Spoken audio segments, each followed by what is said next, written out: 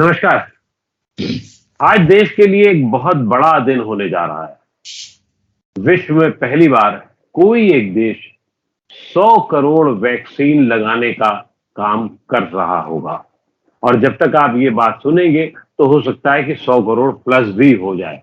जी हाँ, मैं बात कर रहा हूं कोरोना से जुड़ी हुई वैक्सीन की। और जिस वैक्सीन की यात्रा जनवरी मध्य में शुरू हुई थी, अब आकर के यहाँ पर जब आप 21 अक्टूबर का दिन देख रहे हैं तो उसके वैक्सीन का नंबर जो है वो 100 करोड़ पर पहुंच गए हैं। वो बात दूसरी है कि डबल वैक्सीन लगाने वाले कितने हैं, सिंगल लगाने वाले कितने हैं, ये एक अलग गणित है। लेकिन ये विश्व में अकेली ऐसी घटना है। कोई बड़ा से बड़ा देश इस तरीके का काम नहीं कर सका, ना ही वो अमेरिका कर सका है और ना ही कोई और देश कर सका है। ये अपने आप में बहुत, और इतने कम समय में, इतने कम पीरियड में ये होना। पहला, भारतीय वैज्ञानिकों की जो उपलब्धि थी वो बहुत जल्दी वैक्सीन तैयार करना और उपलब्ध कराना, और फिर तमाम भ्रांतियों, तमाम डर और तमाम उसके बावजूद न जाने किस किस फेज से होकर के ये वैक्सीन। और भारत में जिन वैज्ञानिकों को ये श्रेय है कि जिसमें उन्होंने आगे काम किया, देखा, समझा, परखा, उसमें एक सज्जन ऐसे हैं जो इस मामले पर अपनी राय बेबाकी से रखते रहे हैं। हम सब उनको जानते हैं।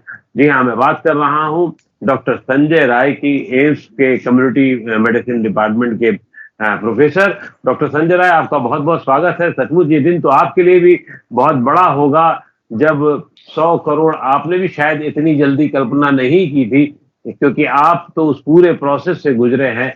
आपने भी कल्पना नहीं की थी। तो कैसी अनुभूति है ये एक अनुभूति कैसी है, किस तरीके का गर्व है अपने आप में? जी हाँ, ये एक देखा जाए 100 करोड़ का आंकड़ा छूना जो है एक बहुत ही बड़ी उपलब्धि है। किसी ने भी, मैंने क्या, किसी ने भी नहीं सोचा था कि अक्टूबर आते आते हम 100 करोड़ के आंकड़े को पार कर जाएंगे। इवन कुछ एजेंसीज ने, इवन जो यूएन एजेंसीज हैं, कंप्लीट पूरा विश्व ने कहा था कि भारत शायद 50 करोड़ भी दिसंबर तक नहीं पहुंच पाएगा। जिस रफ्तार से चल रहा है, मतलब 50% पॉपुलेशन को भी जो है वह जो है सिंगल डोज नहीं दे पाएगा, ये लोगों का आकलन था। वो आकलन था, वो बेस था पुराने हिस्ट्री पे। लेकिन शायद यह मैं कहूंगा कि जो एक तरीके से सबसे ज्यादा अगर इसमें वर्क करता है तो पॉलिटिकल विल, जिस तरीके का पॉलिटिकल विल था उससे जो है आज जो है हम 100 करोड़ का आंकड़ा जो है अक्टूबर माह में पार कर रहे हैं। ये रियली बहुत बड़ी उपलब्धि है। और हम लोगों को तो इसलिए भी थोड़ी खुशी मिलती है कि जिस वैक्सीन पे हमने काम किया, उसके सारे ट्रायल किए, वैक्सीन सेफ है कि नहीं, इफेक्टिव है कि नहीं, वह वैक्सीन अप्रूव भी हुआ और आज इस मुकाम पे हम पहुंच गए हैं कि पूरी दुनिया उसको देख रही है और सेलिब्रेट कर रही है हिंदुस्तान के साथ साथ। तो रियली ये बहुत ही बड़ी उपलब्धि है। इस सफर में जो आपने कहा कि 16 जनवरी मतलब मिड दिसंबर से ये सफर शुरू हुआ, देखा जाए तो ये सफर एक साल से पहले ही शुरू हो गया था, जब वैक्सीन बनने का शुरू हुआ। जब Indian council of medical research ने, आईसीएमआर ने वायरस, उसके एनआईवी पुणे ने वायरस का आइसोलेशन किया, भारत बायोटेक के साथ वैक्सीन डेवलप की, एंड उसके बाद कि उसका क्लिनिकल ट्रायल, कोई भी ड्रग या वैक्सीन डेवलप होती है तो रियली ह्यूमन में यूज हो सकता है कि नहीं, कितना सेफ है, यह जो है एक जब शुरू किया गया तो ये पिछले साल जून की बात है, जब हम इस दिशा में आगे बढ़े थे। जून में ही जो है इसके लिए हमने क्लिनिकल ट्रायल शुरू कर दी थी, फेज 1 की क्लिनिकल ट्रायल, और एक उतार चढ़ाव लगा रहा पूरे साल भर, लेकिन अंत भला तो सब भला। बहुत ही अच्छी अनुभूति है ये। जी हाँ, हाँ, सही बात है, बहुत बड़ी उपलब्धि है। लेकिन अगर मैं याद करने की कोशिश करूं, मार्च के महीने में होली के जस्ट बाद प्रधानमंत्री की घोषणा और फिर बंदी की घोषणा और तमाम उसके बाद ही, लेकिन ये जो दौर था उसमें जो साइंटिफिक तौर तरीके थे, कई बार उसमें संदेह उठते थे, कई बार भर्ती को लेकर के संदेह उठते थे लोग, मरीजों को लेकर के कोई सीधी दवा नहीं थी। और कई बार तो ये तक कहा हम लोगों ने आपस में बातचीत में भी, शायद आपसे बातचीत में भी ये बात उठी थी कि क्या डॉक्टर साहब ट्रायल एंड एरर हो रहा है हम लोगों पर। तो ये ट्रायल एंड एरर के दौर से जून से उसके 2 महीने 3 महीने बाद आप लोगों ने वैक्सीन पे काम शुरू किया, और जनवरी आते आते, जनवरी क्या बल्कि नवंबर में सब कुछ तय हो गया था। फिर उसके बाद ट्रायल और हुए, ट्रायल रन हुए, फिर उसके बाद क्लिनिकल ट्रायल हुए, बहुत सारा होता रहा। तो ये मरीजों की भर्ती, पहला दौर और उसके बाद वैक्सीन आना, क्या ये विश्वास था कि ये इतनी जल्दी हो जाएगा सब कुछ?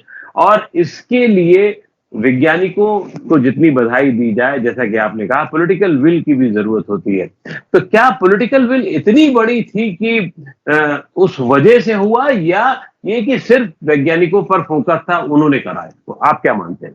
नहीं, देखिए, इसमें सबका योगदान होता है, एक किसी के योगदान से नहीं होता।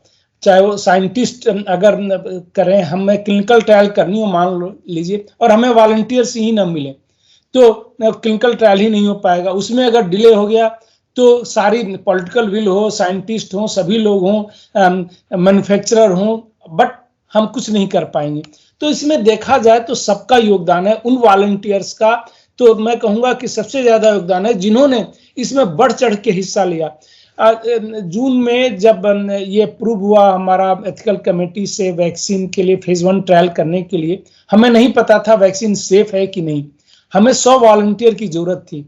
हमने उसको एडवर्टाइज किया कि हमें 100 हेल्दी वॉलंटियर्स चाहिए, उसके लिए हम टेस्ट करते हैं हेल्दी जानने के लिए, और हमने 100 के लिए हमारे पास 4,500 लोगों ने आवेदन कर दिया था 4 दिन के अंदर। और हमें बंद करना पड़ा, उस ईमेल को बंद करना पड़ा, उस पर ऑटो रिप्लाई लगाना पड़ा कि हमने रिक्रूटमेंट बंद कर दिया है। व्हाट्सएप मैसेज जिस पे आता था उस पे हमें उसको बंद करना पड़ा, क्योंकि वह फोन 1 मिनट के लिए बंद ही नहीं होता था। तो और लोगों ने जिस तरीके के मेल लिखे कि हम पार्टिसिपेट करना चाहते हैं, कभी नहीं। मैं इसके पहले भी कई वैक्सीन ट्रायल कर चुका हूं, करीब 10 वैक्सीन ट्रायल मैं आज तक कर चुका हूं, बट इस तरीके से फेज 1 में लोगों में उत्साह होना, और ये रियली जो है अपने आप में एक अद्भुत घटना थी। हमें 100 की जरूरत होती है, 6 महीने में 50 मिल पाते हैं फेज 1 ट्रायल में, क्योंकि फेज 1 में हमें ये नहीं पता होता है कि रिस्क कितना इन्वॉल्व होगा। हाँ, बट उसमें भी इतने बढ़ चढ़ के लोगों का, तो मैं ये कहूंगा कि सबका ही योगदान रहा। और जो लोग इसमें वॉलंटियर पार्टिसिपेट किए फेज 1 में, फिर फेज 2 में, फिर फेज 3 में करीब 25,800 वॉलंटियर्स इसमें पार्टिसिपेट किए। तो उन सबको, जिन लोगों ने भी इसमें पार्टिसिपेट किया है, देश के साथ साथ उन लोगों को थोड़ी ज्यादा ही खुशी होगी कि उन्होंने इसमें पार्टिसिपेट किया एज ए वॉलंटियर, और वह वैक्सीन जो है आज इस मुकाम पे पहुंच गई है कि हिंदुस्तान में नहीं दूसरे देशों में भी लग रहा है। और अगर सेफ्टी की बात करूं तो यह वैक्सीन शायद जो है दुनिया के सबसे सेफेस्ट वैक्सीन में से एक है। जो सीरियस एडवर्स इवेंट सारी दवाएं किसी वैक्सीन के हो सकते हैं, आल्दो सारी वैक्सीन से रेयर है, बट उन रेयर में भी जो है इस वैक्सीन में, जो हमारी हिंदुस्तान में डेवलप वैक्सीन है कोवैक्सीन, उसमें सबसे कम है। जी हाँ, आप जिस कोवैक्सीन की बात कर रहे हैं वो बहुत सफल रही है, और आपने जैसे कि बताया कि आप 10 वैक्सीन पर काम कर चुके हैं। इस वैक्सीन में तय बात है एक पॉलिटिकल विल और डॉक्टरों की पॉलिटिकल विल, और फिर ट्रांसफर होती है डॉक्टरों पर काम करने की का विश्वास, और फिर डॉक्टरों का जो वॉलंटियर्स पाने की। आप क्या कारण मानते हैं कि आपको इतने आसानी से वॉलंटियर्स मिले जो कि पहले नहीं मिलते थे? ये बात मुझे नहीं लगता कि पहले कभी चर्चा में भी आई है कि वॉलंटियर्स को लेकर के इतनी बात की गई हो। जहां आपको 100 की जरूरत हो, 400 लोग, 4,000 लोग मिल गए। इसके पीछे कारण क्या था? कारण क्या ये था कि देश की जो आई विपदा है उससे बचने के लिए यूथ बहुत मिल करके आगे सामने आया, या कोई और कारण था? उसमें भी पॉलिटिकल चीजें आती हैं, लेकिन क्या ये विपदा से निपटने की क्षमता पर विश्वास था युवाओं का, वो था या क्या था? देखिए, उस मेल को देख के जिस तरीके का ईमेल लिखा गया था या व्हाट्सएप मैसेज आता था, वो देश प्रेम से ओतप्रोत था कि हम अपने आप को इसमें देना चाहते हैं कि जल्दी से जल्दी वैक्सीन आ जाए। इस टाइप का जो है माहौल कभी नहीं था किसी भी डिजीज के लिए कि वह जो है, क्योंकि थोड़ा पैनिक ज्यादा क्रिएटेड था उस समय देखा जाए तो, पूरी दुनिया में ही, हिंदुस्तान में नहीं। और उसमें यूथ ही नहीं, इवन एल्डरली भी जो है बढ़ चढ़ के भाग लिए। ये नहीं था कि सिर्फ यूथ ही उसमें पार्टिसिपेट किए, सारा वर्ग जो है 18 साल से ऊपर जो है सभी एलिजिबल थे। और हर मेल फीमेल अगर ऑलमोस्ट 50-50% था, तो ये नहीं कि कोई एक खास वर्ग आया, बट हर एज ग्रुप के लोग, हर जाति धर्म, मतलब किसी से भी। और उन्होंने कि नहीं, हम अपने आप को वॉलंटियर करना चाहते हैं, अगर मुझे कुछ हो भी गया तो हमें चिंता नहीं है, अगर साइंस के लिए हम कुछ कंट्रीब्यूट कर पाए। और रियली इस टाइप का जो है कभी हमने नहीं देखा कि इस टाइप से जो है लोगों में देश के प्रति जो है कुछ करने की जो है एक जिज्ञासा हो या लालसा हो, और उसमें लोग पार्टिसिपेट भी करें। सिर्फ यही नहीं कि उनकी इच्छा थी, उन्होंने उसमें बढ़ चढ़ के हिस्सा भी लिया। जी, ये इच्छा जिस तरीके से आप बता रहे हैं, मुझे तो वो करगिल का युद्ध याद आ रहा है। जब करगिल के जमाने में 20 साल पहले जब ये शुरुआत हुई थी, तो सब लोग बिल्कुल उसमें जुट गए थे। उसी तरीके से ये काम लगभग आपको नजर आ रहा है। आपसे कई लोग ऐसे मिले भी होंगे, आपने इस दौर में कई लोगों से बातचीत भी की होगी। क्या उनकी फीलिंग, जो कुछ फीलिंग को कुछ एक स्पेसिफिक कर सके तो और अच्छा होगा, पता लग सकेगा कि हम कितना बड़ा काम लोगों ने किया। देखिए, एक तो मैंने उदाहरण दे दी कि लोगों ने मेल लिखा, और ये थोड़ा सा उसका एक निगेटिव ये आया जब हम बच्चों का ट्रायल कर रहे थे। अभी उसी वैक्सीन का बच्चों में ट्रायल कर रहे थे, उस समय भी पार्टिसिपेंट्स काफी आ रहे थे, बढ़ चढ़ के आ रहे थे, लेकिन उनमें वो उत्साह नहीं था, उनमें वो डर था कि थर्ड वेव आएगा, बच्चों को इन्फेक्ट करेगा।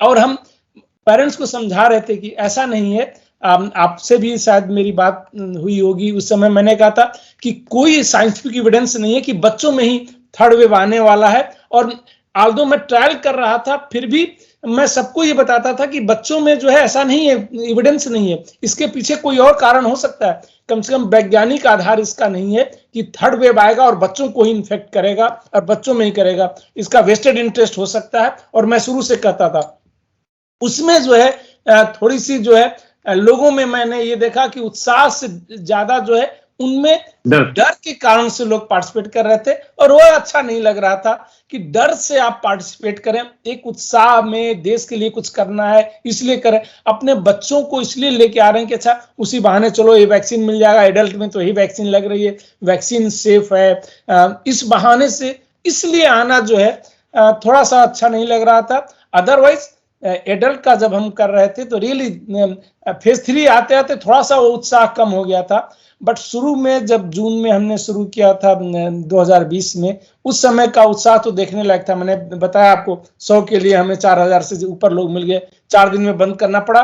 और बाद में भी लोग फोन करके तंग करते रहे। ये मैं तंग करना ही कहूंगा कि आपने मुझे क्यों नहीं लिया, आपने क्या क्राइटेरिया अपनाया, कुछ ही लोगों को क्यों लिया। तो हमने कहा वही बताया था कि फर्स्ट कम सब फर्स्ट सर्व, जैसे जैसे लोगों ने किया रियली हमने उसी को फॉलो किया कि उसी क्रम में लोगों को लिया जैसे जैसे लोगों ने अप्लाई किया हुआ था। जो लोग उसमें से हेल्दी वॉलंटियर नहीं मिले उनको हटाते हुए जो है हमने वो प्रक्रिया अपनाई थी। तो बड़ा ही उतार चढ़ाव रहा। कभी थोड़े से फेज 3 में जब चूंकि बहुत ज्यादा वॉलंटियर चाहिए थे तो बीच में थोड़े दिन के लिए जो है वॉलंटियर्स कम आना शुरू हुए, तो हमें उसकी चिंता भी हुई थी। ऐसा नहीं है कि हमेशा ही ज्यादा थे, क्योंकि बहुत ही बड़ा सैंपल साइज था। बट फिर कुछ दिनों के बाद भी जब हमने लोगों से रिक्वेस्ट की तो फिर सारे इस ग्रुप के लोग, मतलब इवन 80-90 साल के भी लोग जो है उसमें जो है जब रिक्वेस्ट हमने की फिर से कि हमारे कुछ वॉलंटियर्स कम आ रहे हैं, तो लोग जो है हर उम्र के लोगों ने फिर से अप्लाई करना शुरू कर दिया था। तो था ये सब और काफी अच्छा रहा। और फाइनली जो है जैसा मैंने कहा कि अंत भला तो सब भला, एक अच्छी वैक्सीन आई जो सेफ थी, इफेक्टिव भी थी। और आज जो है हम इस मुकाम पे खड़े हैं कि 100 करोड़, दुनिया का कोई भी देश, अभी सिर्फ चाइना ने कहा है कि वह 100 करोड़ पार कर चुका है, बट एक तो उसकी डेटा पे हम विश्वास नहीं कर सकते। विश्वास नहीं है। नहीं, जून तक वो 0 दिखा रहे थे। अचानक जून के बाद उन्होंने अपना डेटा दिखाना शुरू कर दिया कि देखा कि इंडिया का इतना हो रहा है। ये बाकी कोई कंट्री हो, चाहे वो डेवलप कंट्री हो या डेवलपिंग नेशन हो, किसी ने भी 50 करोड़ भी नहीं अभी पार किया है। 100 करोड़ डोज लगा देना जो है यह छोटी बात नहीं है। हिंदुस्तान जैसे कंट्री के लिए, जिस पे किसी को विश्वास नहीं था, पहला तो विश्वास नहीं था कि ये कभी वैक्सीन डेवलप कर पाएंगे। वैक्सीन हम मैन्युफैक्चर करते थे पहले भी, हम जो है दुनिया के 170 देशों में जो वैक्सीन यहाँ मैन्युफैक्चर करके भेजते हैं, बट वो हम डेवलप नहीं करते हैं, हमारा पेटेंट नहीं होता। लेकिन यहीं पे वैक्सीन डेवलप हो, यहीं सारे क्लिनिकल ट्रायल्स हो, और उसके बाद जो है यहीं पे वह जो है पूरी दुनिया को हम सप्लाई करने लगे, यह जो है एक बहुत बड़ी उपलब्धि हमारी कही जाएगी।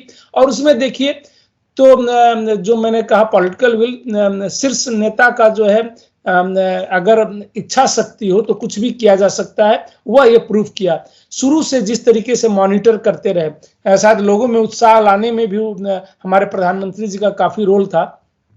उन्होंने जो है जब इवन फार्म ये सीरम इंस्टीट्यूट में विजिट किया, हाँ सीरम इंस्टीट्यूट और भारत बायोटेक, वहां भी जाके विजिट किया। जाइडस कैडिला के फर्म को भी, जो 3 मेन वैक्सीन बनाने वाली फर्म है, उनके यहाँ जाके विजिट करना, मैं फर्स्ट हैंड इंफॉर्मेशन लेना, दूसरों से नहीं लेना। तो जब आप कोई प्रधानमंत्री या जब किसी भी कंट्री का अगर खुद उसको जो है अपने फॉलोअप में रखता है तो डेफिनेटली वो अपने आप वो चीजें चल पड़ती हैं। और यहाँ भी जो है तो इसमें पॉलिटिकल विल का तो रोल है ही, शासक पूरी सभी लोगों का रोल है, जैसे मैंने कहा मीडिया का रोल है, आप लोगों का रोल है, साइंटिस्ट का रोल है, वो पार्टिसिपेंट जो स्टाफ का रोल है, सबका रोल है। सही बात है, सबका रोल है। जी हाँ, बिल्कुल, आप लोगों ने बहुत बड़ा काम किया था। लेकिन डॉक्टर साहब एक सवाल तो उठता ही है, और हम लोग जिस दौर से गुजरे हैं मार्च के बाद, और जब दवा कोई सिर्फ तुक्के की दवा, मैं शब्द इस्तेमाल जानबूझ के कर रहा हूं, तुक्के की दवा दी जा रही थी, और कोई किसी को लगती थी, किसी को नहीं लगती थी, ऐसे में वैक्सीन बनाना और उस पर एक कंसंट्रेट होकर के काम करना कितना मुश्किल काम होता है? हाँ देखिए, यूजुअली किसी भी वायरल डिजीज के लिए, मेजॉरिटी ऑफ वायरल डिजीज के लिए कोई परमानेंट क्योर नहीं, 1-2 को छोड़ दिया जाए, हेपेटाइटिस सी और ये ज्यादातर जो है, इवन जो कॉमन कोल्ड होता है वो भी कोरोना वायरस से होता है, जो हमें सर्दी जुकाम होता है उसका भी कोई क्योर नहीं। तो आपने बिल्कुल सही कहा कि वो तुक्का क्या, अभी भी तुक्का ही लगाते हैं। जो भी हम मैनेजमेंट करते हैं सिम्टोमेटिक मैनेजमेंट करते हैं, उसका कोई भी परमानेंट ये नहीं है कि ये दवा देने से जो है सार्स कोरोना वायरस 2 को जो है हम किल कर देगा या मार देगा। आज की डेट तक कोई भी ऐसा ये नहीं है। एक ही था कि शायद अगर वैक्सीन डेवलप हो जाए तो हम उसको जो है रोक सकते हैं। वैक्सीन से जितनी उम्मीद थी शायद उतनी उम्मीद अभी हमें नहीं मिल पाई, क्योंकि हमें उम्मीद थी कि वैक्सीन इन्फेक्शन रोकेगा, वैक्सीन जो है डिजीज का प्रोग्रेशन रोकेगा, सीवियरिटी रोकेगा, डेथ रोकेगा। सीवियरिटी और डेथ रोकने में तो वैक्सीन काफी कारगर रहा, लेकिन इन्फेक्शन रोकने में उतना कारगर नहीं रहा जैसा कि हम सोचते थे। अगर 1 साल पहले, मैंने 8 महीने पहले जरूर कहा था कि वैक्सीन और या नेचुरल इन्फेक्शन मिलके जो है हर्ड इम्यूनिटी डेवलप करेंगे कि इस पे कंट्रोल हो जाएगा। बट धीरे धीरे कि नहीं, वैक्सीन जो है बहुत ज्यादा हमारा इन्फेक्शन को रोकने में कारगर नहीं है, वह आपका सीवियरिटी रोक रहा है, डेथ रोक रही है। तो जब वैक्सीन डेवलप हुआ उस समय हमें इतनी उम्मीद थी कि इन्फेक्शन भी रोकेगा, बट हमारा पर्पस सॉल्व हो गया। अगर लोगों में डेथ नहीं हो रही है, सीवियरिटी नहीं हो रही है, हॉस्पिटल पे लोड नहीं पड़ रहा है, तो वह कम हो जाता है। अभी भी खत्म नहीं हुआ, अभी भी एक अच्छे वैक्सीन के लिए जो है वह हमें कोशिश करते रहना चाहिए, क्योंकि अभी जो इतने 22 वैक्सीन पूरी दुनिया में लग रहे हैं, आज की डेट में 22 वैक्सीन लग रहे हैं, बट आपको जान के आश्चर्य होगा करीब 320 वैक्सीन विभिन्न फेज ऑफ डेवलपमेंट में है आज की डेट में जी। तो कई बार जो है, और साइंस ही नहीं, इसमें कमर्शियल इंटरेस्ट भी आ जाता है कि जिन्होंने आज तक वैक्सीन कभी बनाई नहीं थी वो भी वैक्सीन की दौड़ में आ गए, बनाने लग गए हैं। तो दोनों में ही बैलेंस रखना पड़ता है। एज ए साइंटिस्ट हम लोगों का काम है कि नहीं, जो सही है कि अगर इन्फेक्शन नहीं रोकता है तो हम बताएंगे कि इन्फेक्शन नहीं रोकता है, बट सीवियरिटी रोक रहा है, वो जो बहुत ही बड़ा बेनिफिट है। तो ये सब देखते हुए जो हमें उम्मीद थी जितनी ज्यादा, वह नहीं हुआ कि इन्फेक्शन भी रोके, बाकी बीमारियों में जैसे हम रोकते हैं। इसीलिए अब हम कहना शुरू किया कि नेचुरल इन्फेक्शन के बाद ही हर्ड इम्यूनिटी आने वाली है। शायद अभी जितनी जो प्रेजेंट यूज में वैक्सीन से, उनसे हर्ड इम्यूनिटी नहीं आएगी, उनसे किसी भी या कोई भी लहर उससे नहीं रुकने वाली है। उससे लहर का इम्पैक्ट कम होगा, क्योंकि सीवियरिटी कम होगी, डेथ कम होगा। तो लहर का अगर कोई आने वाली है तो आएगा वैक्सीनेशन के बाद भी, लेकिन उसका इम्पैक्ट कम होगा, मतलब सीवियरिटी कम होगी, डेथ कम होगा, हॉस्पिटल में कम लोग जाएंगे तो हेल्थ सिस्टम पे लोड नहीं होगा, तो ओवरऑल इम्पैक्ट कम होगा। तो अभी शायद अभी हमारा वो सर्च खत्म नहीं हुआ एक अच्छे वैक्सीन की खोज का, जो शायद अभी चलता रहेगा। आपने पहले चरण में जब था तब इतनी बुरी हाल नहीं हुई, क्योंकि हम लोगों ने दूसरा चरण बहुत बुरा देखा था। तो जब पहले चरण में, तब आपको कहीं डर लग रहा था आप लोगों को कि पता नहीं क्या होगा, अभी ये हालत है। अब जब तक क्योंकि हर्ड इम्यूनिटी नहीं हुई थी, हर्ड इम्यूनिटी को लेकर के बहुत सारे सवाल थे, उसको लेकर के बार बार पूरी दुनिया में सवाल उठाए जा रहे थे कि हर्ड इम्यूनिटी कारगर होगी कि नहीं होगी। ऐसे में जब पहला दौर था तो उसमें कितने दबाव थे कि क्या क्या और जोड़ा जाना चाहिए, क्या क्या और किया जाना चाहिए, क्या किस तरीके का काम और हो ताकि वो उसका असर ज्यादा से ज्यादा हो सके। हाँ देखिए, जो पहला और दूसरे वेव की आप शायद बात कर रहे हैं जी। जब पहला वेव था उसके बाद से ग्रेजुअल हमारा जो है केसेस कम होने लगे थे। सितंबर 2020 में जो है करीब 1,98,000 के आसपास पर डे केसेज आ रहे थे, जो फरवरी 2021 में आके 10,000 से कम हो गए थे। तो धीरे धीरे जो है कम होते जा रहे थे। तो हमें लग रहा था, और सीरो सर्वे बता रहा था कि आल्दो सीरो सर्वे ने बताया था कि सिर्फ 27% जो आईसीएमआर ने सीरो सर्वे किया था कि 27% लोगों को इन्फेक्शन इस कंट्री में हो चुका है। और कुछ बड़े शहरों से दिल्ली में करीब 50% के आसपास, पुणे में करीब 55% के आसपास इन्फेक्शन हो चुका है। तो हमें लग रहा था कि कोई बहुत बड़ा सेकेंड वेव नहीं आएगा और हमें ऑनेस्ट रहना चाहिए। उस समय मैं बहुत से लोग आके कहते रहते हैं कि नहीं सेकेंड वेव बहुत ही बड़ा आने की उम्मीद थी, और ये हमें कहीं से नहीं लगता था, क्यों हमें एज एपिडेमियोलॉजिस्ट हैं, हम एविडेंसेस ये देखते रहते हैं। उस एविडेंस के बेसिस पे हम ये कह सकते थे कि नहीं, क्योंकि 27% कंट्री लेवल पे पॉपुलेशन ससेप्टेबल पूल से हट गया। क्योंकि आज की डेट में भी वही है कि जिनको एक बार नेचुरल इन्फेक्शन हो गया है वो उनका प्रोटेक्शन लेवल ज्यादा बेटर है, लंबे ड्यूरेशन तक प्रोटेक्शन है। बट ये जो सेकेंड वेव आएगा, इतना हाईली इन्फेक्शियस कोई वायरस आ जाएगा जो अचानक जो है सभी लोगों को इन्फेक्ट करना शुरू कर देगा और एक कम समय में ही ज्यादातर लोगों को इन्फेक्ट कर देगा। और वही हुआ, जो सेकेंड वेव आया उसमें जो डेल्टा वेरिएंट आया इतना हाईली इन्फेक्शियस था कि उसने जो है, फर्स्ट वेव में पूरा का पूरा परिवार नहीं होता था, एक या दो लोग होते थे परिवार में, इसमें किसी एक को होता था तो पूरा का पूरा परिवार हो जाता था। ये एंटीसिपेट नहीं किया गया था कि इस टाइप का वायरस आ सकता है, और इसीलिए सेकेंड वेव जितनी तेजी से गया उतनी ही तेजी से खत्म हुआ, क्योंकि उसने पॉपुलेशन को जो है इम्यून बना दिया। एक बार जिनकी बहुत ज्यादा डेथ भी हुई, रूरल अर्बन एरिया हर जगह हुई। फर्स्ट वेव में रूरल एरिया हमारा छूटा रह गया था, बचा हुआ था, रूरल एरिया में भी वैसे ही फैला। और अचानक जो केसेस कम हुए, चाहे वो दिल्ली की आप देख लीजिए, दिल्ली में 28,000 केसेज आ रहे थे और अचानक जो है कम होके जो है जुलाई से जो है 2 डिजिट में हम पहुंच गए।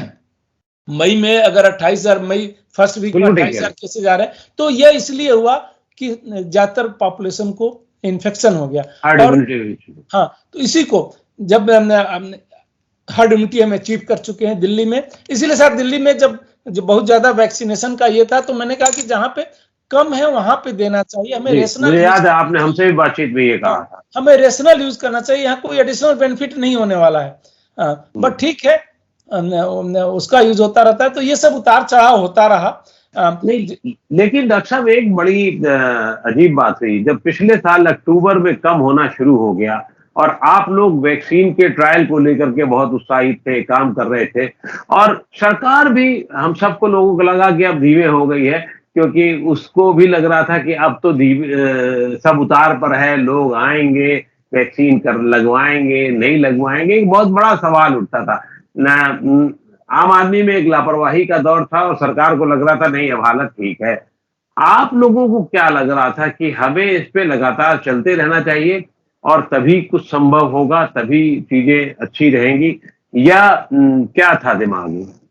देखिए, हमारा था कि अब उस समय तक भी बहुत ही कम पॉपुलेशन जो है, क्योंकि जो बेस्ट आइडिया मिलता है सीरो सर्वे से कि कितना % पॉपुलेशन को जो है इन्फेक्शन हो चुका है। जब तक एक अच्छे खासे पॉपुलेशन को नहीं होता है तब तक कंट्रोल इस टाइप की बीमारी नहीं होती है। उस समय जो इवन दिसंबर तक भी जो सीरो सर्वे हुए थे, आप सितंबर अक्टूबर की तो बात छोड़िए, उसमें भी जो है दिसंबर जनवरी में उसमें भी था कि पूरी कंट्री में सिर्फ 24.5 या 6% के आसपास लोगों को इन्फेक्शन हुआ है। तो अभी एक बड़ा पॉपुलेशन बचा हुआ है जिनको हमें भी बचाना है। जिनको हो गया वह तय है, बेटर प्रोटेक्शन है, बट एक बड़ा हिस्सा था, इसलिए कि वैक्सीन को जितनी जल्दी डेवलप हो जाएगा हम इन लोगों को बचा लेंगे। हमें जैसा पहले कहा, कभी भी ऐसी उम्मीद नहीं थी कि सेकेंड वेव आएगा और इतना हाईली इन्फेक्शियस होगा कि सबको कर देगा, क्यों धीरे धीरे इन्फेक्ट करता रहेगा। तो जो बचे हुए लोग हैं उनको हम वैक्सीन लगा के शायद जल्दी से जो है बचा लेंगे। और वैक्सीन अगर पहले आ गई होती तो शायद इतनी जान नहीं गई होती जैसे सेकेंड वेव में जिस तरीके से लोग मरे हैं। लेकिन उस समय तक अभी परसेंटेज भी बहुत कम था वैक्सीन का। और देखा जाए तो ज्यादातर हिस्से में, चाहे यूपी हो, बिहार हो, दिल्ली हो, मुंबई हो, मेट्रो सिटीज में जिस तरीके से सेकेंड वेव में इन्फेक्शन हुआ है उसमें वैक्सीन का कोई बहुत रोल नहीं रह गया है। वैक्सीन का रोल रह गया था केरला में रह गया था, या आपके नॉर्थ ईस्ट में रह गया था। इन जगहों पे 70% से ऊपर जहां इन्फेक्शन हो चुका था।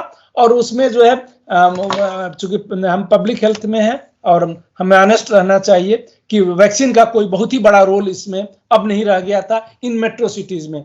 हाँ, अभी भी रूरल एरिया का सर्वे करके जो है हमें उन जगहों का पता करते रहना चाहिए कहाँ पे जो है पॉपुलेशन में जो है अभी इन्फेक्शन रेट कम है, और वहां पे जो है हमें फोकस करना चाहिए वैक्सीनेशन का। अगर हमें लाइफ बचानी है एडिशनल, उनको देने से कोई एडिशनल बेनिफिट नहीं होने वाला है जिनको ऑलरेडी इन्फेक्शन हो चुका है।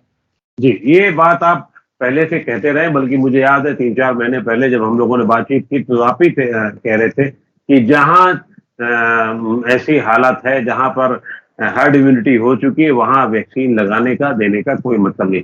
एक बात बहुत महत्वपूर्ण निकलती है यहाँ पर, जब सेकेंड वेव चल रही थी और ऐसे में वैक्सीन लगना शुरू हो गई थी, और लेकिन वैक्सीन का प्रोडक्शन उस तरीके से नहीं हो रहा था, तब क्या लगता था आप लोगों को कि जब हम अप्रैल मई जून में भी मुझे याद है अगर डाटा की बात की जाए तो हम लोग सोचते थे कि 50 लाख अगर रोज लगाएंगे तब जाकर के हम अक्टूबर में, हमने जो हिसाब जोड़ा था कि 50 लाख का मतलब 15 करोड़ पर महीना, 15 करोड़ मल्टीप्लाइड बाई 6 करेंगे तो 90 लाख होगा।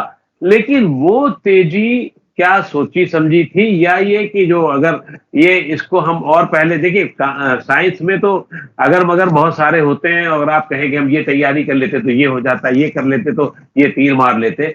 लेकिन क्या मई जून में ये तेजी आपको नजर आ रही थी कि अक्टूबर में हम 100 करोड़ी हो जाएंगे, अरबपति हो जाएंगे?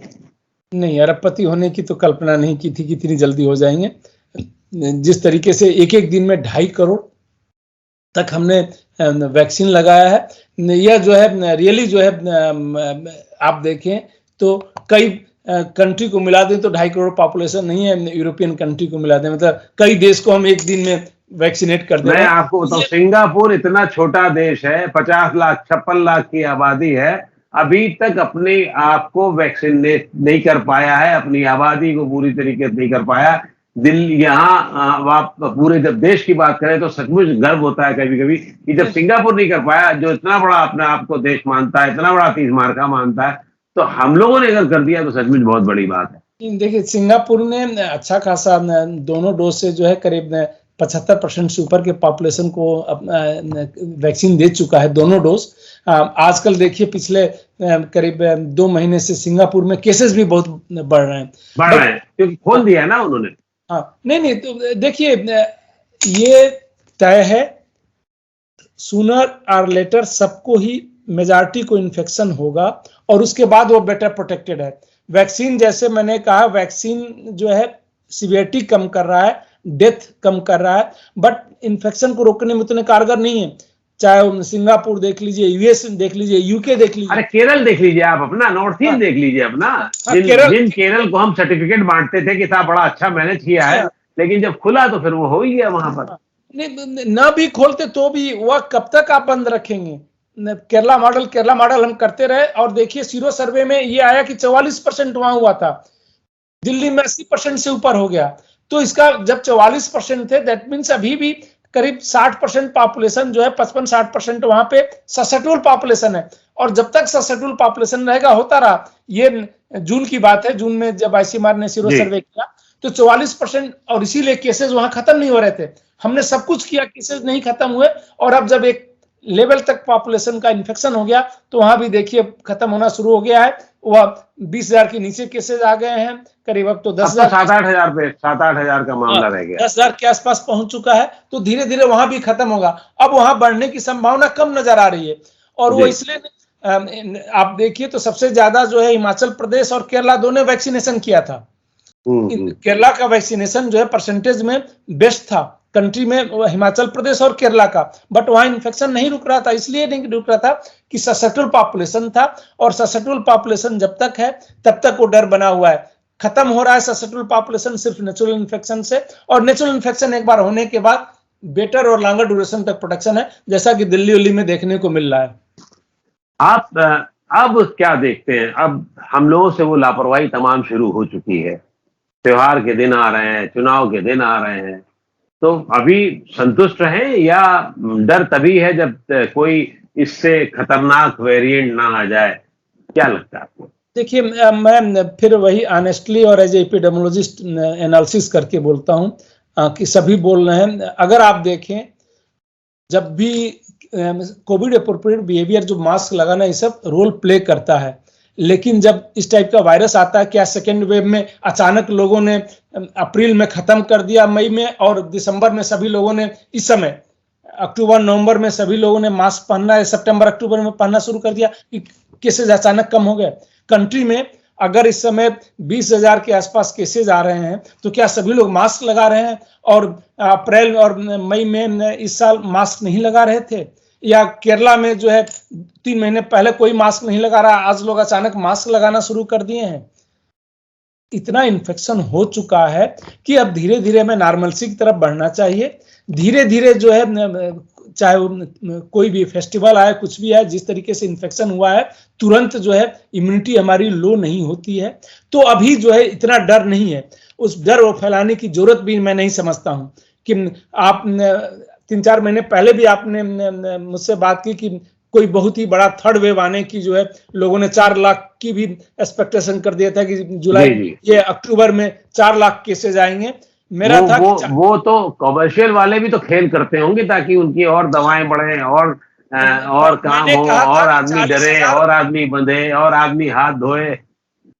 मैंने कहा था कि अक्टूबर में 40,000 केसेस जो है पर डे खोजने मुश्किल हो जाएंगे। सब कुछ आप खोल देंगे तो भी, कुछ जगहों को छोड़ के, क्योंकि केरला में अभी भी जो है उस तरीके से नहीं हुआ था। या अगर कोई पॉपुलेशन ऐसा बचा हुआ है जहां पे इन्फेक्शन नहीं हुआ है, वहां ये हो सकता है। तो इसीलिए हमें सर्च करते रहना चाहिए, हमें सर्विलेंस पे सबसे ज्यादा ध्यान देना चाहिए। ये कि कोविड अप्रोप्रिएट बिहेवियर हम कहते रहे, उसका और पूरी दुनिया का एविडेंस है। वह जब बढ़ने, क्या अचानक अभी केसेस यूके में बढ़ रहे हैं या यूएस में बढ़ रहे हैं, तो लोगों ने छोड़ दिया है 2 महीने से, और 2 महीने पहले उसको अप्रोप्रिएट बिहेवियर करते थे। वह जब भी ससेप्टेबल पॉपुलेशन पूल रहता है और उसमें अगर इन्फेक्शन पहुंचता है, तो उस पूल को खत्म, जब तक इन्फेक्ट नहीं कर लेता है वो खत्म नहीं होता है। और यही हो रहा है हर जगह। दिल्ली में हुआ, मुंबई में हुआ ससेप्टेबल पॉपुलेशन, तो दिल्ली में जिस तरीके से इन्फेक्शन हुआ है, कोई भी नियर फ्यूचर में वेव बहुत बड़ी आने की कोई संभावना नहीं है। छोटे मोटे वेव आते रहेंगे, इस टाइप का वायरस कभी खत्म नहीं होता है। म्यूटेशंस भी होते रहते हैं। हाँ, बहुत बड़ा वेव तब आ सकता है जब बिल्कुल ही नया वायरस हो, तो उसका वैक्सीन से कोई प्रभाव नहीं पड़ेगा। क्योंकि हिंदुस्तान में जिस तरीके से इन्फेक्शन हो चुका था, अगर कोई नया वायरस आता है, वह उस इन्फेक्शन को भी बाईपास कर देता है। उससे जो भी अर्जित इम्यूनिटी हमारी है, जो भी प्रतिरोधक क्षमता उससे हमने पाई है, उसको भी अगर बाईपास कर देता है, तो सारे वैक्सीन को भी बाईपास करने की क्षमता रखेगा। तो पूरा पॉपुलेशन उसके लिए ससेप्टेबल पॉपुलेशन हो जाएगा, और फिर वह एक तरीके से कंप्लीट नया वायरस होगा। जैसे कि पिछले साल ये सार्स कोरोना वायरस 2 नया वायरस था, तो वह एक अलग बात हो गई। इस टाइप के वायरस जो अभी करंट जिस टाइप का इनमें म्यूटेशन है, उस ट्रेंड को देखते हुए कहा जा सकता है कि अभी नियर फ्यूचर में कोई इतना बड़ा खतरा नहीं लगता है। हाँ, हमें मॉनिटर करते रहना चाहिए और वह ज्यादा जरूरी है कि समय रहते हम उस पर एक्शन ले लें कि कहीं अगर फिर इस टाइप का प्रॉब्लम नई वायरस से हो रहा है तो उस पर हम तुरंत एक्शन लें। इसका मतलब ये कि आप ये साफ साफ कह रहे हैं कि खूब बढ़िया से दिवाली मनाइए, खूब मस्ती से काम कीजिए और मस्ती से रहिए, बहुत डरने की फिलहाल जरूरत नहीं है। लेकिन इस मौके पर जो 100 करोड़ी मौका आ रहा है, इसके लिए हमारी तरफ से, नवोदय टाइम्स पंजाब केसरी की तरफ से आप सभी डॉक्टर्स को, फ्रंट स्टाफ को सलाम और बहुत बहुत बधाई कि आप लोगों ने एक बहुत बड़ा काम बहुत कम समय में किया और हम अच्छी खबरें हमें मिलती रहे, यही हम कामना करते हैं। बहुत बहुत शुक्रिया आपका नवोदय टाइम्स पंजाब केसरी से बातचीत करने के लिए। नमस्कार।